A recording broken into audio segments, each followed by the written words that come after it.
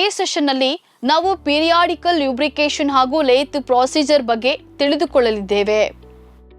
ಈ ಸೆಷನ್ನ ಕೊನೆಯಲ್ಲಿ ನೀವು ಲೇತ್ನ ಪ್ರಮುಖ ಭಾಗಗಳು, ಬೇರೆ ವಿಧದ ಎಣ್ಣೆಗಳನ್ನು ಬಳಸಿ ಲ್ಯೂಬ್ರಿಕೇಷನ್ನ ಪಾಯಿಂಟ್ಸ್ಗಳನ್ನು ಪತ್ತೆ ಮಾಡುವುದು, ಸ್ಪಿಂಡಲ್ ಆಯಿಲ್ಗಳು ಹಾಗೂ ಗಿಯರ್ ಆಯಿಲ್ಗಳು ಹಾಗೂ ಮಷಿನರಿ ಎಣ್ಣೆಗಳ ಕಾರ್ಯವನ್ನು ತಿಳಿಯುವುದು ಹಾಗೂ ಮಷಿನ್ಗಳ ಗೇರ್ ಬಾಕ್ಸ್ನಲ್ಲಿ ಎಣ್ಣೆಯ ಪ್ರಮಾಣವನ್ನು ಕಂಡುಹಿಡಿಯುವುದು ಹಾಗೂ ಚಾರ್ಟ್ನಲ್ಲಿ ಇರುವಂತೆ ಲ್ಯೂಬ್ರಿಕೇಷನ್ಗಳನ್ನು ಕ್ಯಾರಿ ಔಟ್ ಮಾಡುವುದನ್ನು ಕಲಿಯಲಿದ್ದೀರಿ. ಮೆಟಲ್ ರಿಮೂವರ್ನಿಂದ ರಾ ಮೆಟೀರಿಯಲ್ಗಳನ್ನು ಸರಿಯಾದ ಆಕೃತಿ ಹಾಗೂ ಗಾತ್ರದಲ್ಲಿ ತೆಗೆಯುವ ಮೆಷಿನರಿ ಕಾರ್ಯಕ್ಕೆ ಟರ್ನಿಂಗ್ ಎಂದು ಕರೆಯುತ್ತಾರೆ. ಕೆಲಸದ ವಿರುದ್ಧ ದಿಕ್ಕಿನಲ್ಲಿ ಕಟಿಂಗ್ ಟೂಲ್ ಅನ್ನು ಫೀಡ್ ಮಾಡುವ ಮೂಲಕ ಈ ಕಾರ್ಯವನ್ನು ಮಾಡಲಾಗುತ್ತದೆ. ಟರ್ನಿಂಗ್ ಮಾಡಲು ಬಳಕೆ ಮಾಡುವ ಮಷಿನರಿ ಟೂಲ್ ಅನ್ನು ಲೇತ್ ಎಂದು ಸಹ ಕರೆಯಲಾಗುತ್ತದೆ. ಲೇತ್ನ ಕಾರ್ಯಕ್ಷಮತೆಗಳ ಬಗ್ಗೆ ತಿಳಿದುಕೊಳ್ಳೋಣ. ಕಟಿಂಗ್ ಟೂಲ್ಗಳನ್ನು ಹಿಡಿದಿಟ್ಟುಕೊಳ್ಳಲು ಹಾಗೂ ರೊಟೇಷನ್ನ ವಿರುದ್ಧ ದಿಕ್ಕಿನಲ್ಲಿ ಫೀಡ್ ಮಾಡಲು ಲೇತ್ ಅವಕಾಶವನ್ನು ಹೊಂದಿರಬೇಕು.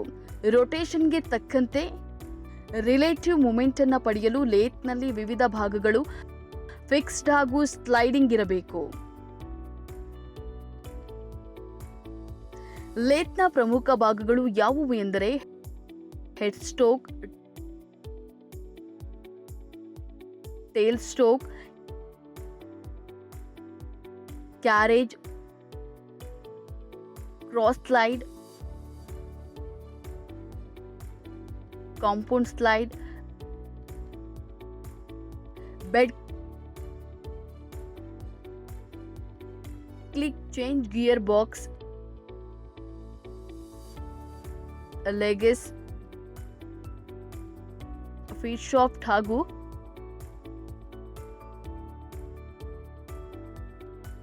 Lead screw.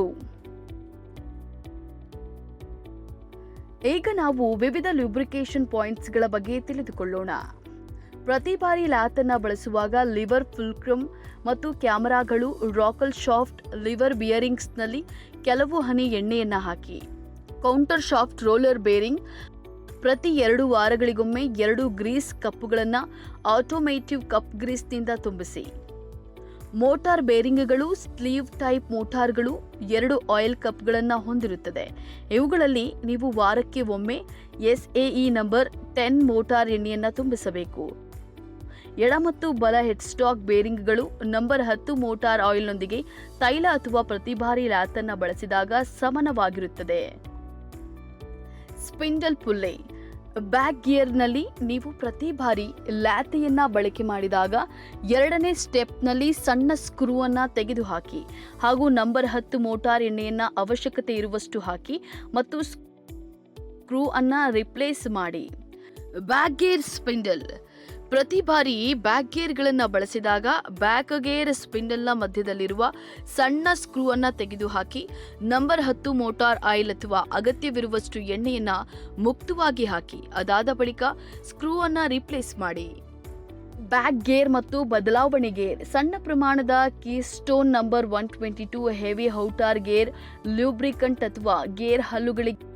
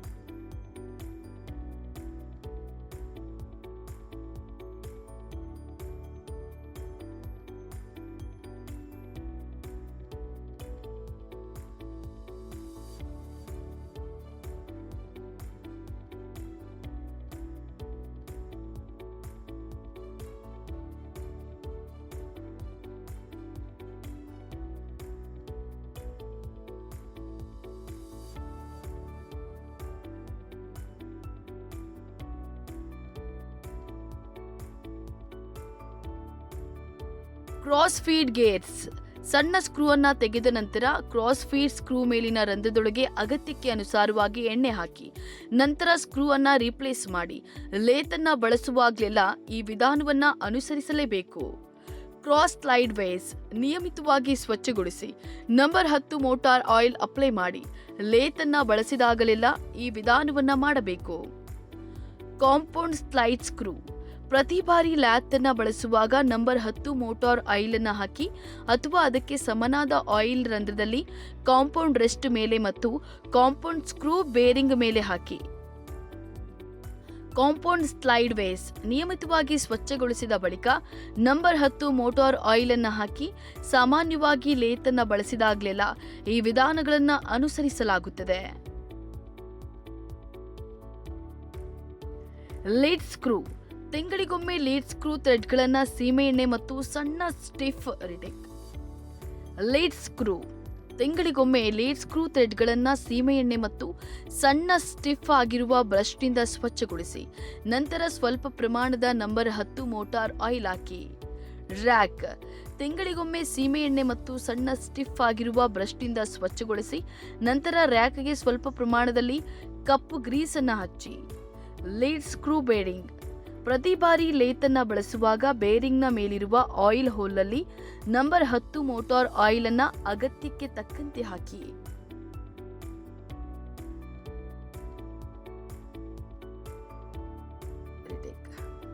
ಲೇತ್ ಬಳಸುವಾಗಲೆಲ್ಲ ಹ್ಯಾಂಡ್ ವೀಲ್ ಮತ್ತು ಸ್ಕ್ರೂ ಬೇರಿಂಗ್ ನಡುವೆ ಸ್ವಲ್ಪ ಪ್ರಮಾಣದಲ್ಲಿ ಎಣ್ಣೆ ಹಾಕಬೇಕು. Tail stock centre lubricant. White lead ಮತ್ತು ಎಣ್ಣೆಯ ಮಿಶ್ರಣದಿಂದ ಟೈಲ್ ಸ್ಟಾಕ್ನಲ್ಲಿರುವ ಸಣ್ಣ ಕಪ್ಪನ್ನು ತುಂಬಿಸಿ ನಂತರ ಕೇಂದ್ರಗಳ ನಡುವೆ ತಿರುಗಿದಾಗ ಟೈಲ್ ಸ್ಟಾಕ್ ಕೇಂದ್ರಕ್ಕೆ ಹಾಕಿ. ಬಿಳಿ ಸೀಸ ಅಥವಾ ವೈಟ್ ಲೀಡ್ ಲಭ್ಯವಿಲ್ಲದಿದ್ದರೆ ಅಗತ್ಯಕ್ಕೆ ತಕ್ಕಂತೆ ಗ್ರೀಸ್ ಅನ್ನು ಬಳಸಿ.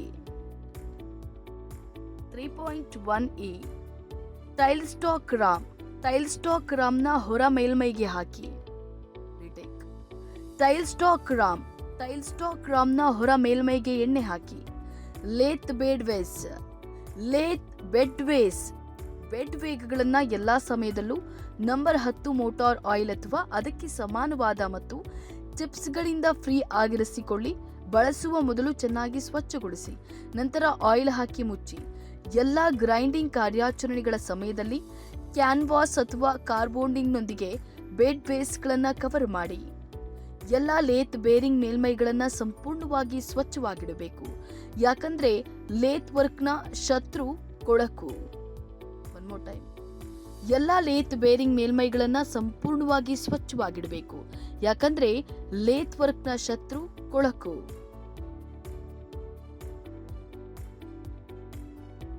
ಲೂಬ್ರಿಕೇಶನ್ ಅಲ್ಲಿ 3 ಸಿಸ್ಟಮ್ಗಳಿವೆ. ಅವುಗಳೆಂದರೆ gravity feed system, force feed system ಮತ್ತು ಸ್ಪ್ಲಾಶ್ ಫೀಡ್ ಸಿಸ್ಟಮ್. ಯಂತ್ರಗಳಲ್ಲಿ ಒದಗಿಸಲಾದ ತೈಲ ರಂಧ್ರಗಳು, ತೈಲ ಕಪ್ಗಳು ಮತ್ತು ವೇಕ್ ಫೀಡ್ ಲೂಬ್ರಿಕೇಟರ್ಗಳಲ್ಲಿ ಗ್ರಾವಿಟಿ ಫೀಡ್ ಸಿಸ್ಟಮ್ ಅನ್ನು ಬಳಸಲಾಗುತ್ತದೆ. ಫೋರ್ಸ್ ಫೀಡ್ ಸಿಸ್ಟಮ್ನಲ್ಲಿ ಪ್ರತಿ ಬೇರಿಂಗ್ ಕಾರಣವಾಗುವ ತೈಲ ರಂಧ್ರ ಅಥವಾ ಗ್ರೀಸ್ ಪಾಯಿಂಟ್ನಲ್ಲಿ ನಿಪಲ್ಗಳನ್ನು ಅಳವಡಿಸಲಾಗಿದೆ ಮತ್ತು ಇದರ ವಿರುದ್ಧ ಗನ್ನ ನೋಸನ್ನು ಒತ್ತುವ ಮೂಲಕ ಲ್ಯೂಬ್ರಿಕೆಂಟ್ ಅನ್ನು ಬೇರಿಂಗ್ಗೆ ಒತ್ತಾಯಿಸಲಾಗುತ್ತದೆ. ಗ್ರೀಸ್ ಕಪ್ ಬಳಸಿ ಗ್ರೀಸ್ ಅನ್ನು ಬಲವಂತವಾಗಿ ತುರುಕಲಾಗುತ್ತದೆ. ತೈಲವು ಹ್ಯಾಂಡ್ ಪಂಪ್ನಿಂದ ಒತ್ತಡವನ್ನು ನೀಡುತ್ತದೆ ಮತ್ತು ಕೆಲವು ಯಂತ್ರಗಳೊಂದಿಗೆ ಒದಗಿಸಲಾದ ಲೆವರ್ ಅನ್ನು ನಿರ್ವಹಿಸುವ ಮೂಲಕ ದಿನಕ್ಕೆ 1 ಅಥವಾ 2 ಬಾರಿ ಮಧ್ಯಂತರದಲ್ಲಿ ತೈಲದ ಚಾರ್ಜ್ ಅನ್ನು ಪ್ರತಿ ಬೇರಿಂಗ್ಗೆ ತಲುಪಿಸಲಾಗುತ್ತದೆ. ಇದನ್ನ ಶಾರ್ಟ್ ಲೂಬ್ರಿಕೇಟರ್ ಎಂದು ಕರೆಯುತ್ತಾರೆ.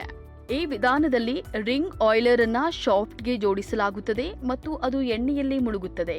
ಶಾಫ್ಟ್ ಸುತ್ತುತ್ತಿರುವಂತೆ ಲೂಬ್ರಿಕೆಂಟ್ನ ಸ್ಟ್ರೀಮ್ ನಿರಂತರವಾಗಿ ಪಾರ್ಟ್ಗಳ ಸುತ್ತಲೂ ಚಿಮ್ಮುತ್ತದೆ. ಶಾಫ್ಟ್ನ ತಿರುಗುವಿಕೆಯು ರಿಂಗ್ ಟರ್ನ್ ಆಗಲು ಕಾರಣವಾಗುತ್ತದೆ ಮತ್ತು ಅದಕ್ಕೆ ಅಂಟಿಕೊಂಡಿರುವ ತೈಲವನ್ನು ಮೇಲಕ್ಕೆ ತಂದು ಬೇರಿಂಗ್ಗೆ ನೀಡಲಾಗುತ್ತದೆ. ತೈಲವನ್ನು ಮತ್ತೆ ಜಲಾಶಯಕ್ಕೆ ಕರೆದೊಯ್ಯಲಾಗುತ್ತದೆ. ಇದನ್ನು ರಿಂಗ್ ಆಯಿಲಿಂಗ್ ಎಂದು ಕರೆಯಲಾಗುತ್ತದೆ. ತಯಾರಕರ ಕೈಪಿಡಿಯು ಯಂತ್ರೋಪಕರಣಗಳಲ್ಲಿ ಭಾಗಗಳ ಲೂಬ್ರಿಕೇಷನ್ಗೆ ಅಗತ್ಯವಿರುವ ಎಲ್ಲ ವಿವರಗಳನ್ನು ಒಳಗೊಂಡಿದೆ. ಲೂಬ್ರಿಕೆಂಟ್ಗಳನ್ನು ಪ್ರತಿದಿನ, ವಾರಕ್ಕೊಮ್ಮೆ, ತಿಂಗಳಿಗೊಮ್ಮೆ ಅಥವಾ ನಿಯಮಿತವಾಗಿ ಮಧ್ಯ ವಿವಿಧ ಹಂತಗಳಲ್ಲಿ ಅಥವಾ ಭಾಗಗಳಲ್ಲಿ ತಯಾರಕರ ಕೈಪಿಡಿಯಲ್ಲಿ ನಿಗದಿಪಡಿಸಿದಂತೆ ಅನ್ವಯಿಸಬೇಕು. ಈ ಸ್ಥಳಗಳನ್ನು ನಿರ್ವಹಣೆ ಕೈಪಿಡಿಗಳಲ್ಲಿ ತೋರಿಸಿರುವಂತೆ ಚಿಹ್ನೆಗಳೊಂದಿಗೆ ಸೂಚಿಸಲಾಗುತ್ತದೆ. ಈ ಎಕ್ಸರ್ಸೈಸ್ ನಿರ್ವಹಿಸಲು ಬೇಕಾಗುವ ವಸ್ತುಗಳೆಂದರೆ lathe machine, record job sheet ಮತ್ತು ಪೆನ್ಸಿಲ್. ಲೇತ್ ಯಂತ್ರದ ಡೈಲಿ ಲೂಬ್ರಿಕೇಷನ್ ಪಾಯಿಂಟ್ಗಳನ್ನು ಗುರುತಿಸಿ ಮತ್ತು ಟೇಬಲ್ನಲ್ಲಿ ದಾಖಲಿಸಿ.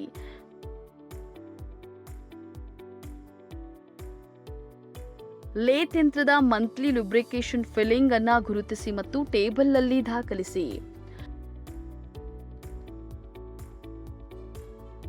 ಲೇತ್ ಯಂತ್ರದಲ್ಲಿ ಆಫ್ ಏರ್ ಲುಬ್ರಿಕೇಶನ್ ಫಿಲ್ಲಿಂಗ್ ಅನ್ನ ಗುರುತಿಸಿ ಮತ್ತು ಟೇಬಲ್ ನಲ್ಲಿ ದಾಖಲಿಸಿ.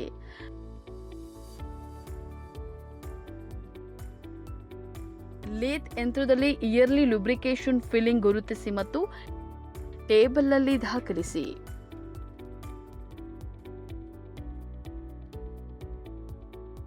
ನಾವು ಈ ಸೆಷನ್ನ ಅಂತಿಮ ಹಂತವನ್ನ ತಲುಪಿದ್ದೇವೆ.